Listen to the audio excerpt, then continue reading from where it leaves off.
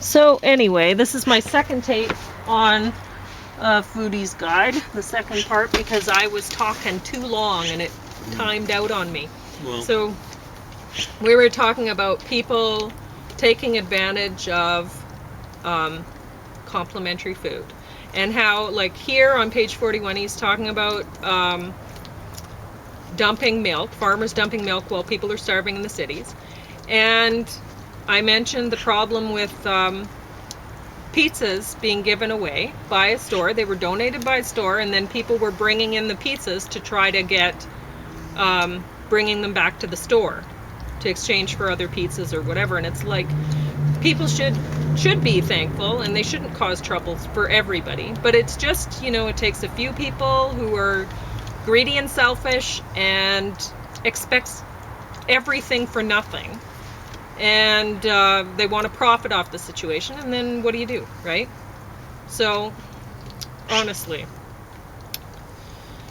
page 43, 1600 to 1800, Europeans who were unemployed or criminals sold their labor and freedom for a term of 4 to 7 years in exchange for free passage and board. So he's talking about the immigration into the United States here in this part. And then the landowners used African slaves. He was talking about after that, at first people were giving away their freedom for passage, and then they could get the African slaves even for less. Cheap. So they were using. But he did not point out that not everyone was using African slaves in the United States. Would you like to talk about the history, James, please? Well, it tended to be isolated in the South. I don't know how much happened in the North. Yeah. Because you always, like, my sister was shocked about this. Well, years ago, I'd mentioned something about that, how African Americans were free in the North, and they could have businesses, do whatever. They were not slaves, and I don't think it was fun for them. But, there might have been household slaves. I'm not sure at one point in time. But the plantation slavery was maybe to a large extent because of the climate was in the South. So well, you're south of the Mason-Dixon. Yeah. And so people should know, they should remember that and think, okay, what does that mean? And the history on that might just disappear eventually. Because, my sister didn't realize it. And I remember reading things about African American slaves in Canada and stuff, and then looking into it and going, this is... Anyway. You mean ones that escaped here, or actually having slaves? People, they were saying that Canadians there might have been some household slaves, There were some, it turns out there were some, very few.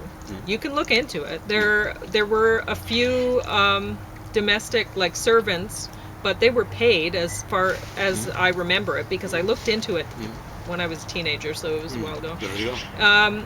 So they weren't slaves, and they were in Quebec. And we've talked about, we shouldn't talk about that now. So, you're 50% French, so people don't get paranoid out there, okay? Yeah, I'm 50% French. And,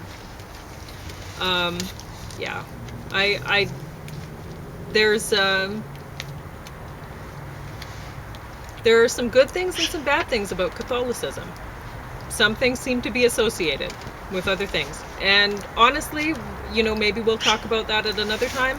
I am not opposed to Catholicism. It's, in many cases, it's done a lot of great things. So... by comparison with some other religions. Yes. This is true. Yes. So anyway, 1820 to 1882, 7 million from Western and Northern Europe. A third were Irish, fleeing potato famine. A third were German, who had more money and sought farmland. So when did your family that was Pennsylvanian Irish? Deutsch? They would have been over before That means Pennsylvania Dutch actually means Deutsch. So they're Germans. I think some of them are Hessian. So they probably came at that time. They were there before the revolution. So. And I mean, James's family, they were educated. Women were educated in his family. I was kind of surprised on my mom's side. One of her English ancestors, the name was Howes. He actually wrote a book. He worked for Hudson Bay Company, and he's the one who's given credit for discovering. He was the first European to discover that the Cree had 4 dialects. So I actually wrote. Right, it's kind of like gone around full circle. So, and here you are, interested in languages and. Yeah, that was a long time ago. So. Maybe a little more than 200 years ago. Joseph House. Okay, so, and yeah, the Germans had more money and sought farmland. So the California Gold Rush brought in people from all over. Chinese came in with railroad and ended up in California agriculture for a while. 1880 to 1920, 24 million from Southeast Europe. In 1910 census, 15% of resident population was foreign-born. 24% of the laborers were foreign-born. 1965 to present, today the vast majority of U.S. agriculture workers come from Central and Latin America. 75% are estimated to be undocumented. 47. Green Revolution, 1960 to 1990, spread capitalist agriculture to south of globe. High-yielding hybrids led to a 90% decrease in agriculture biodiversity. These hybrids produced with fertilizer, pesticides, irrigation. Green Revolution hybrids privatized the genetic material developed by the peasantry over millennia. 73. Oscar Wilde observed that most people know, quote, the price of everything and the value of nothing. 75. Marx called profit surplus value.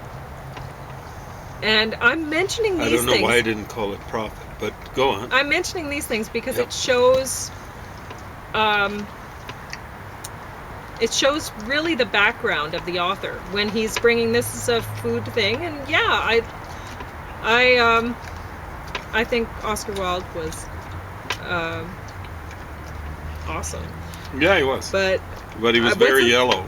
Yeah, and what is it doing in here? You know, honestly, I mean, as much whatever, and the Marx. Well, okay. yeah. Well, but Marx, maybe had a weird idea about surplus value. I think basically his idea was when you're working for a capitalist, you lose half of what you earn to the capitalist. And I'm going, that's so stupid. Because if you're just working for some small-time outfit here in Lethbridge, it's a matter of capitalists being able to play divide and conquer, and you not being able to play divide and conquer with him or her. Mm-hmm. So if it's a big operation, they're playing divide and conquer with a huge pool of people in terms of labor. And also in terms of consumers, right? So in terms of labor, their surplus value is going to be way higher, or profit is going to be way higher than it is just for some flunky person that's maybe hiring 2 or 3 people. So it's not going to be 50% of what a person actually produces. That's insane, and it's all through Das Kapital, as I recall. That sort of stuff. Okay, 79. Cows produce more milk per lactation, but are biologically exhausted after 3 lactations, so become hamburger. And people should know that the cows that they're, like if you're eating cheese or whatever, for a long time, I ate a lot of cheese.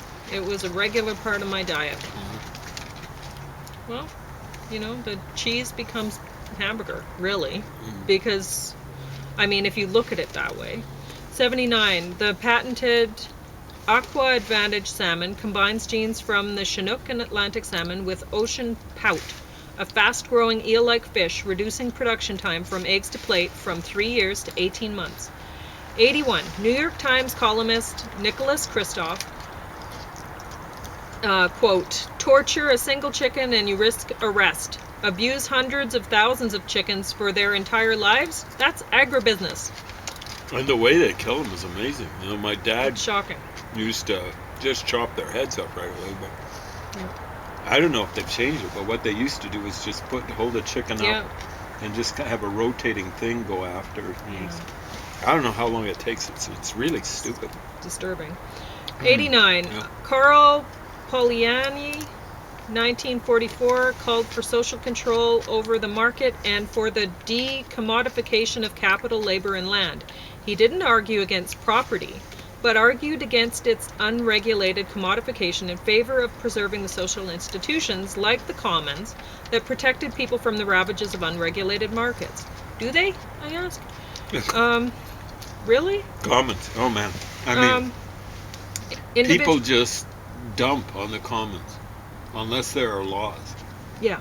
I mean, we're going to have to take people to show them what ATVs are doing to public land. Well, there's a classic example. It's isn't ridiculous. It? Yeah. So, anyway. The oceans outside of territorial limits are commons. Yeah. And you know what the You Japanese like Garbage Island? It's not just dumping. It's like what happened to the fish. Japanese go off coastline. The Norwegians off the coastline. The Danes do it too. You know, they fish out the salmon and stuff like that. That happened in the 80s, right? Individuals' right to land access and to the product of her labor. Open access resources, neither public nor private. 90. Garrett Hardin notoriously confused open access resources with the commons in his article, The Tragedy of the Commons. Concerned with overpopulation, Hardin claimed that the unrestricted use of the world's resources would lead to ecological and civilization collapse. So that's a quote. This is another quote. He used a simple metaphor taken from an obscure 1833 economics pamphlet that described an open pasture in which self-interested individual herdsmen each added animals to their flocks in an effort to increase their individual material gain. This rational choice on the part of the individual herders eventually led to the degradation and collapse of the common pasture and the demise of the herders. So I want to point out the language that the author is using here. Simple metaphor taken from obscure. So he's really trying to frankly lead you to believe something about Garrett Hardin and his work right here without you deciding for yourself. Doesn't sound Why like don't a you metaphor. go ahead and read The Tragedy of the Commons by Garrett Hardin and you decide, rather than letting him decide for you. The commons without democracy, all it leads to is to either appropriation or by fighting, or else the degradation. It's one or the other. And historically, it's just been appropriation. That people will take over whatever land they figure they need or want. Quote from Hardin. Therein is the tragedy. Each man is locked into a system that compels him to increase his herd without limit, in a world that is limited. Ruin is the destination toward which all men rush, each pursuing his own best interest in a society that believes in the freedom of the commons. Freedom in a commons brings ruin to all. 92.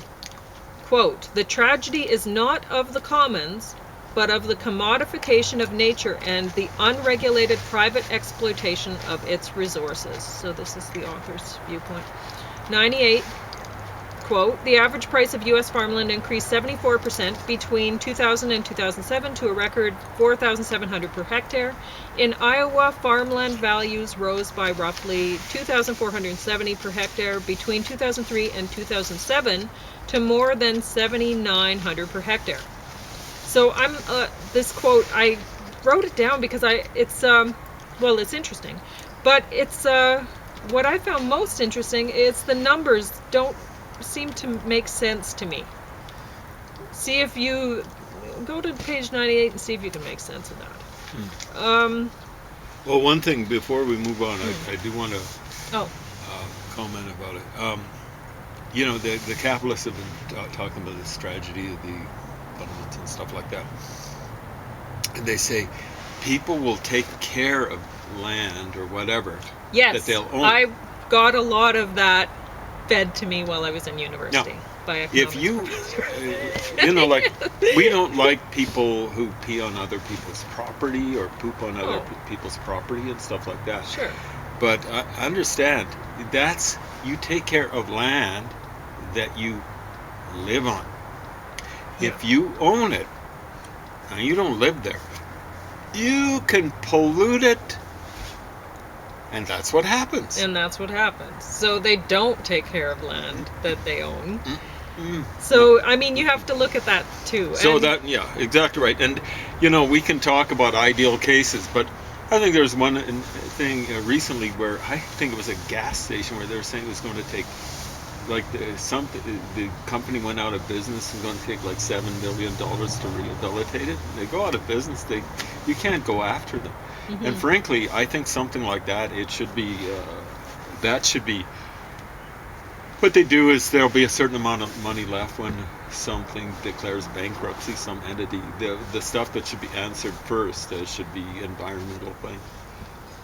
Yeah. But I really think that it shouldn't be limited liability. No, maybe what That's they what should limited on the put. company means. Maybe There's a company limited should have liability. to place a bond that's, you know, it's refundable, but if they pollute, then it's like losing your damage deposit. Well, that's one thing. You see, limited liability means the individuals who invest in the company don't have liability for it. And I think for pollution, they should. It should. You see what I'm saying? Yeah. If you invest in a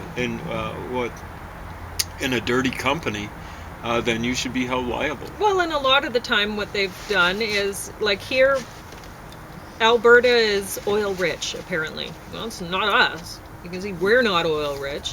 So it's not who is. Not Alberta. No. So anyway, but there's a lot of oil in Alberta. And it means that a lot of the people who live in Alberta are, frankly, some get jobs in the oil industry, and not everyone does. Not everyone wants it, but everyone in Alberta has to suffer the environmental consequences of the oil exploration. Some more than others, Some more like than the people others. on the McKay reservation. Yeah, They're just surrounded. It's appalling. yeah. I shouldn't be laughing. No, it's really it's sick. disturbing. Mm-hmm. I'm And, laughing at how cynical the whole deal is. Yeah. So, They're surrounded by the oil sands. but what happens is all Albertans then get to also take on the environmental responsibility, the financial responsibility of cleaning up after these fellows. So, the pollutants of the environment, they extract and they're out. They take their money and run. They don't care. They're not don't care at all. Albertans. So wow. that's great. How is that better than the commons? I don't think there's any difference, really. Anyway, page 99. In 2012, agriculture producers rented and farmed nearly 354 million acres of farmland, nearly 40% of total U.S. farmland, according to the results of the USDA's 10-year ownership and transition of agriculture land survey.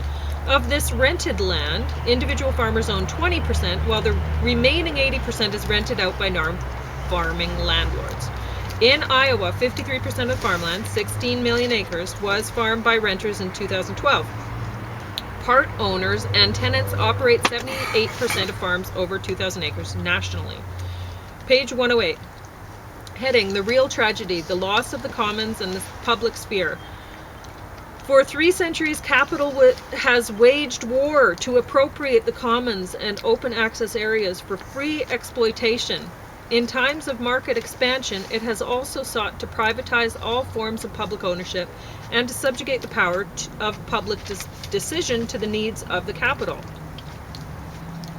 Only about 15% of food crosses international borders, and well over half of the world's food is produced by small farmers and peasants. Page 109. Ejidos are collectively managed tracts of land, I don't know if I pronounced that properly, that are usually divided into family parcels. This Mexican system was established in 1917 by constitution, but was developed as a system of land management of 17th century Spain for the Aztec peasantry. The Ejido authorities are elected democratically by Ejido members. Would I say ejido? Ejido. Ejido. In 1991, Mexican President Carlos Salinas de Gortari constitutionally abolished the ejido and gave property titles to the farmers, privatizing millions of acres of public land. 110. Most ejido farmers have not sold their farms. One strong factor in this was the refusal of women to part with the land. Married women realized that their husbands couldn't sell the land without permission from the wives. The women stayed and worked their land. 127. Contract farming is a form of vertical integration within agricultural commodity chains. 128. The farmer takes full risk on the product. If the crop is poor or fails, or the flock underperforms or dies, the farmer, not the firm, assumes the loss. Farmer has long and medium-term investments in land, installations, and equipment. These obligations lock farmers into contracts for many seasons with the firm. 145. In the U.S., over 30% of women earn poverty wages, compared to 24% for men, and women are paid just 78 cents for every dollar men make to do the same job. 146. Women provided most of the food in hunter-gatherer horticultural societies and combined motherhood with productive labor. Quote, because women were central to production in these pre-class societies, systematic inequality between the sexes was non-existent. And elder women in particular enjoyed relatively high status. In some places, so it looks as though... Another quote, most early agricultural societies were polygynous or polyandrous and matrilineal. Children knew who their mother was, but not their father. Would you like to say something, James? I was just going to say, apparently with the Iroquois, they were agricultural, at least... He's going to talk about the Iroquois here. Do you want me to talk about this first and then you talk about... Okay. Lewis Henry Morgan worked with the Seneca communities of the Iroquois Nation, and then Friedrich Engels wrote from Morgan's studies, this quote, the overthrow of mother right was the world historical defeat of the female sex. The women was degraded and reduced to servitude. That's the end of the quote. Patrilineal inheritance and ownership shifted from clan to individual men and eventually to primogeniture, eldest son. Quote, of course, comma, not all agricultural societies become patriarchal. The Iroquois Nation and many other indigenous societies provide examples that patriarchy is certainly not inevitable. However, all capitalist societies did establish the rule of patriarchy as the hierarchical basis for class rule. End of quote. And I just wanted to say, didn't Morgan witness exploitation of women by men to produce most of the food for society? Didn't Morgan witness the women forced to provide all child care while still being expected to provide the labor to keep the society fed and running? Didn't Morgan witness that as soon as men understood the nature of reproduction, men assured that their sons inherited their wealth? Didn't Morgan actually witness patriarchy, but effectively managed to market it as something else to many other men? I'm not buying this product, though. Would you like to say something, James? Yeah, let's look at nomads, astral nomads. This is one description. It might vary, but I don't think it varies that much. The boys herd the flocks. The women take care of the kids in the tents or whatever, the yurts, and prepare the food. And what do you think the guys do? Sit around singing, dancing, smoking the peace pipe. I don't know. Well, I wouldn't say peace pipe because you didn't have pastoral nomads here at all. Right? No. Okay, yeah, that was very culturally insensitive of me.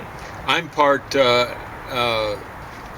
Indigenous American. I think that's the buzzword nowadays, and I'm not offended at all. So anyone out there is offended. I was making a joke, and it was it's offensive. Yeah. I'm sorry if I offended anyone. At any rate, tended to sit around trading stories, insulting each other or whatever, and the work that they tended to do was like practicing horsemanship or practicing fighting or shooting bows and arrows and stuff like that. But like they really weren't hunting. There was no need for that sort of stuff, except because the women are producing most of the food. Yeah, so they'd be, I suppose they'd be getting some milk and then, eating a lot of meat and all that sort of stuff. Because they're like servants, women. So women are smaller. They're not as strong. Yeah. And in societies where you believe in dominance and submission, the weaker sex, actually physically weaker, are going to be dominated. So the creatures that get exploited in pastoral nomadic society tend to be animals, like they're herded around. They actually do the harvesting for people, right? And then the women. So, the women, and that's why the women tend, like the ideal is for a guy to have a herd of women. And that's why they were so successful. This was like in a variety of different places, and they had to. I'm talking about the pagans. I'm not going to talk about any of the so-called higher religions. They'd go stomping, for example, into China, and then they treated the people there like herds. And other places they'd go and they'd just take slaves, right? They treat, they do. It just tends to be that way, that they tend to think of the conquered people as herds. Oh, well, really, treat them. Historically, women weren't really seen as people in a lot of places. If you think about it, when, and this is, you can look at in a lot of different places in history. Like, say, recently, like this summer or whatever, I was looking at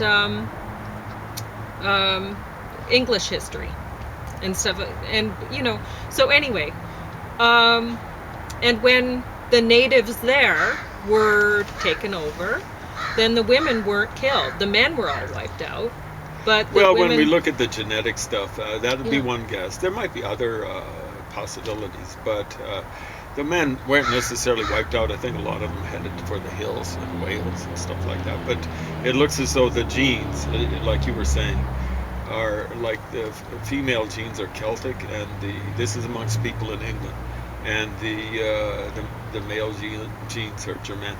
Yeah. So the English people are presumably Germanic, but it looks as though the women might not have had that much choice, or whatever.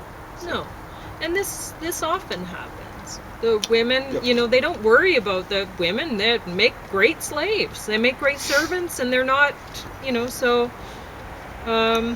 They're not wiped out, but the men are, right? So, page 150, or do you want to go in now? I'm you want to go in? Cold, yeah. Okay.